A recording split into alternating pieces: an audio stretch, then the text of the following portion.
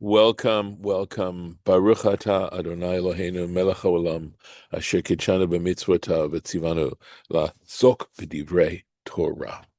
So let's take a look. We're on verse 10 here, right? And we were referring to Nimrod and his kingdom. Vatahi Reshit Mamlachto Bavel. And his principal kingdom was Babylonia, Bavel. Ve'erich, some other places, Ve'erich, Ve'akad, Ve'chalneh. Right, we've discussed some of these different places. Be'eretz Shin'ar, in the land of Shin'ar. So we can see the connection of Babylonia and the land of Shin'ar, the territory of Shin'ar. And that's what we're going to look at right now. Be'eretz Shin'ar. Tanya. So there is, as you can see, an early interpretation, right? Lama nikra shma Shin'ar. Why did it receive the name Shin'ar? Amar Rabbi Yochanan, said Rabbi Yochanan. Rabbi Yochanan actually is a Amora, and meaning that it would come after the year 200. So Tanya here has to be a later. It has to be a later source. In other words, basically Talmudic source. So Rabbi Yochanan is a very, very important person here.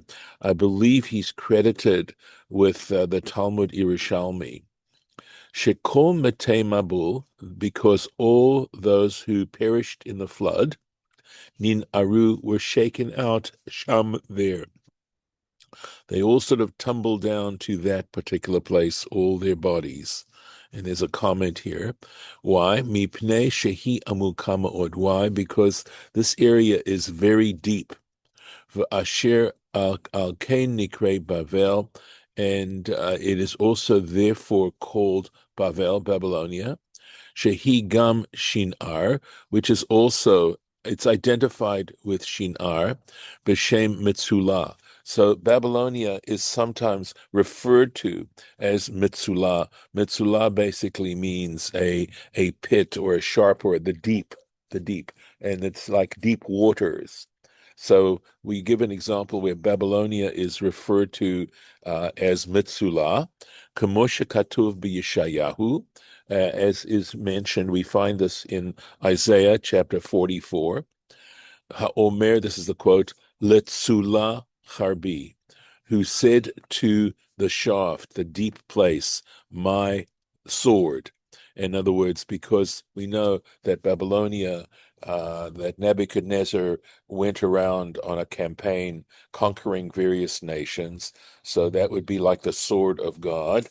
Yanshan b'mefarshim, check out the interpreters of this particular verse. So the Sula is referring to Babylonia. Going on. For Rabbi Abahu Amar, and Rabbi Abahu said, Shemina'eret ashireha, because it empties out. Again, notice Shin'ar, this play on words here. It empties out its wealthy ones, Let's take a look here. Ulai, perhaps, hapirush. To understand this, the explanation is she'ein kiyum le'oshram, that their wealth is not established, that there's no sustainability to their wealth, or possibly she'ein ha'ashirut metakenet nafsham, or the fact that they are wealthy, it doesn't improve them, it doesn't make them better people. U'kamoshe katav beveitza, and we have a reference in Tractate Beitza, Lamed Bet Bet, the reference is page 32b, Atirei Bavel, the wealthy of Babylonia, Yordim leGehinom, they go down to Gehinom, Mipnei, why? She'en merachamin al habriot, because they have no mercy on fellow creatures. In other words, here they are, and this is the idea that when you're wealthy, it puts you in a position to help others in very significant kinds of ways, and they never bothered, right? They became wealthy, but they didn't care about their fellow human beings to be philanthropic. Shin'ar hu Bavel, and as we mentioned, that Shin'ar is Bavel. It's the same place, Babylonia and Shin'ar. Kemevu'ar b'parsha hasmucha, as will be explained in the next verse. And or yes, right here, that is chapter 11, verses 2 through 9. So we're looking here at, or maybe it's Perik, because we've got Yud here. This is 10, and Yud Aleph would be 11. But so yeah, okay, will be explained in the next parsha, in the next chapter. Forgive me. That's what he's saying. V'hine afopi she'en hechreach lidrosh, and even though there is no one isn't forced to explain it. Ma shenikret mitchila shem irzo b'shem Shin'ar.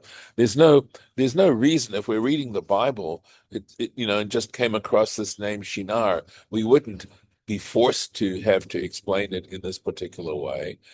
I believe that's what he's saying. He's talking about, well, there's no necessity to interpret it this way. But nevertheless, our sages of blessed memory, this was their habit, lidrosh shemot, to interpret names, to give names interpretations. Ukamoshe katuv barachot, and as is referenced directly in the tractate Brachot, page 7b, al hapasuk, regarding the verse, and this is the verse from Psalm 46, Sher Sam Shamot Ba'aretz, who has placed devastation into the land, referring to God's great power to create devastation. Al tikra shemot, don't read this, sorry, al tikra shamot, okay, do not read this as devastation, ella shemot, but read it rather as names, Ye'uyan sham. Check out that reference in Brachot, v'yein od, and see further, bidrasha ha'ba'amin yanzeh, in the next comment, a similar kind of approach to this particular place. So there's a sense that names have significance, and that seeing what the interpretation is of those names is helpful in terms of getting a deeper understanding of why they were given these particular names, even though they're proper names. Going on. So here we go. Be'eretz Shin'ar, in the land of Shin'ar, Tanya. Again, Tanya. Lama nikra shma Shin'ar. Why was it called Shin'ar? Why was it given this name? Shehem meitim betashnuk, right? Because so the Shin'ar is a play on this word tashnuk, because they die through suffocation, below ner, and without a light, uvelo merchatz, and without a bathhouse. So we'll see. There's obviously a footnote here, so we'll take a look at this footnote. Al pasuk beParshat Bo, regarding a verse in Parsha Bo, that's a parsha in Exodus, where we start talking about the last of the 10 plagues and the reference to the Seder, etc. And there is a verse there that says, Et asher hitalalti b'Mitzrayim, in that I made sport in Egypt. Is again speaking of how God treated the Egyptians. He made sport of them. Tergem Yonatan, so there's an Aramaic translation known as Yonatan. Usually we refer to Onkelos, a different Aramaic translation. So Targum Yonatan tends to be looser and more interpretive and more midrashic, etc., etc. So let's see here.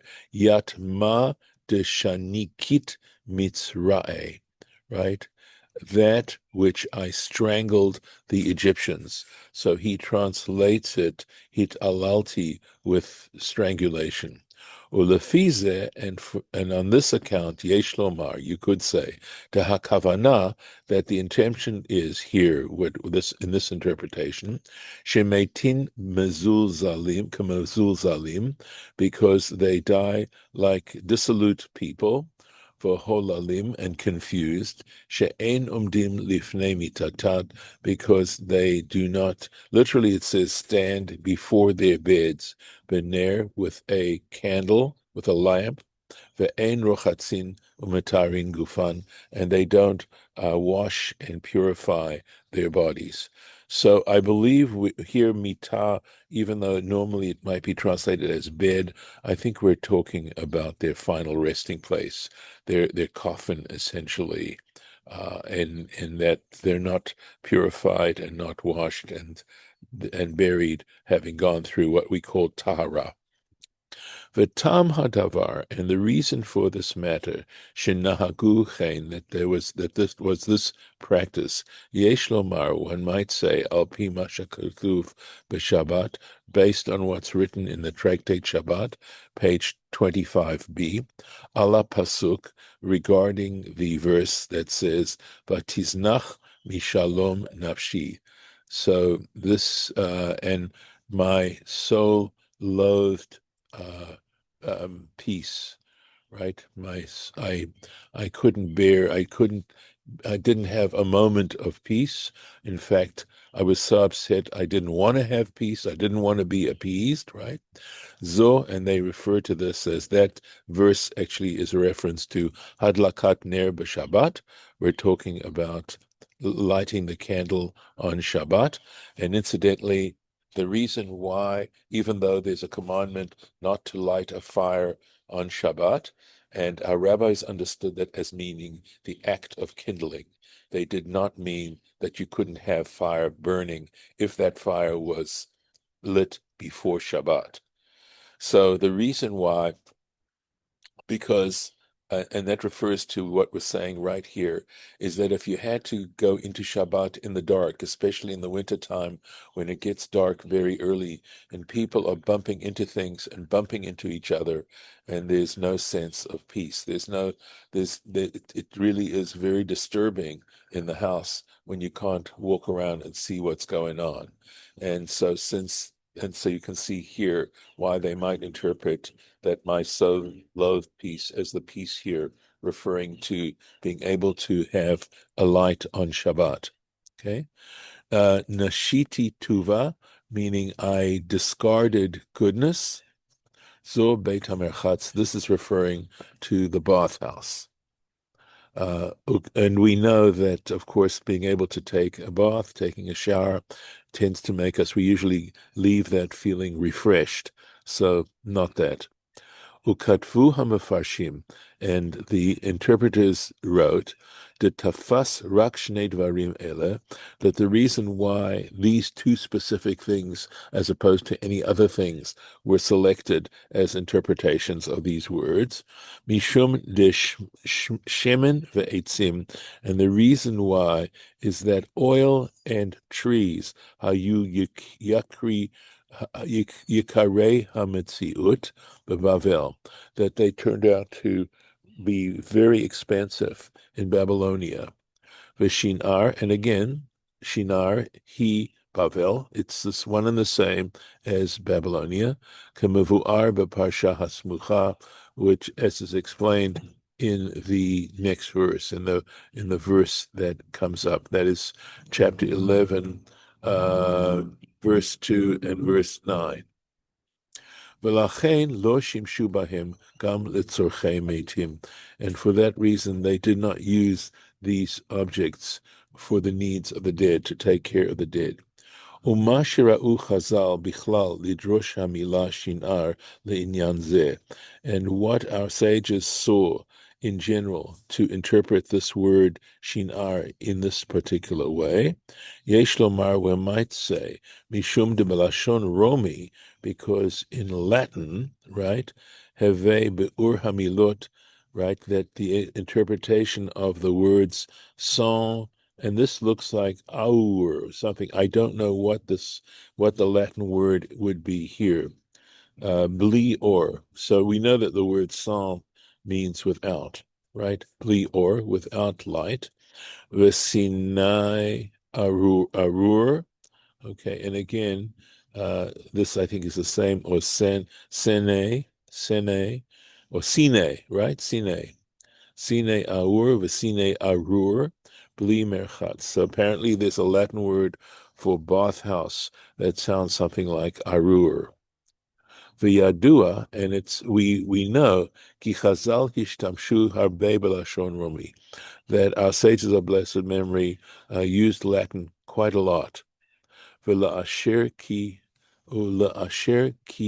havarat hamilot, and since the pronunciation of these words krova lemilat shin'ar, that both son arur, sonor, etc., sounds so much like sinar, right? Lechein darshu me'inyanim ele. That's why they explained it in this particular way. V'chi matzinu harbe lachazal, and v'chein matzinu harbe lachazal, and we find many examples in the words of our sages, shedarshu al yesod zeh, that interpreted in this particular way. In other words, because it sounds similar in a different language, right? Shechein belashon ploni, that is to say, that in a certain other language, korin ladavar ploni kach v'chach, they would call a specific thing such and such. So very often the sages will take an expression or something that in another language sounds like the Hebrew word and interpret in this particular way. Kenoda, as is well understood, the ein la'arich, and we're not going to go into this any further. This is where we've covered what we need to cover here. So I'm going to stop the share here, and we'll take a look next time. Okay. Oh, let me keep going. Sorry. I'm so sorry. Davar acher, another interpretation. Shehem menuarim, this that Shin'ar, right? That they are shaken away min hamitzvot, from the commandments, below truma, below ma'asar. They do not practice truma, that special offering that would go to the priest, below ma'asar, and without a tithe, essentially, which would go to the Levites. So let's take a look if we can do this. It would appear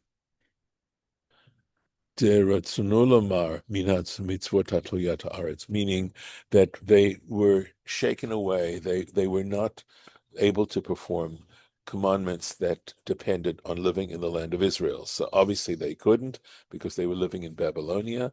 So Truma and Masar are both mitzvot, are both commandments that only apply in the land of Israel. So they didn't have that opportunity. Let's keep going again. Davar acher, Shin'ar, another interpretation of this word Shin'ar, she'emida soneh va'ar, this soneh va'ar Shin'ar lakadosh baruch hu, because Babylonia was the place of an enemy and a hater of the Holy One, Besabihi, the Ezohi, and what are we talking about? Who are we talking about? Ze Nebuchadnezzar. That's a reference to Nebuchadnezzar, and we know that he was a great warrior and mounted this massive campaign on the countries surrounding Babylonia. Iye Nishayahu, so he says here, we should look at Isaiah chapter 14. Shehe'iz lomar ele al bamate av adamel elyon. Right? That what we're talking about is that while we talk about Nebuchadnezzar as being an enemy and a hater of God, okay, is because Nebuchadnezzar said, right, I will go up on my altar, bama, my stage, whatever, high place, bamate av. So, in other words, I think he's talking about like the clouds. Adamel Elyon, I will be like, or compared to the the Almighty, the one who is so high. So here he was sort of acting as if he were God. And this is where we will stop today. And the next one we're going to look at is going to be on verse 11. So I'll put this here. And we'll mark the spot. And with this, I'm going to stop the share. Okay. So, Kathy, come off of mute if you like, and if you have any thoughts or any comments on what we did today. I'll say it off the record. Okay. All right. Very good. Me.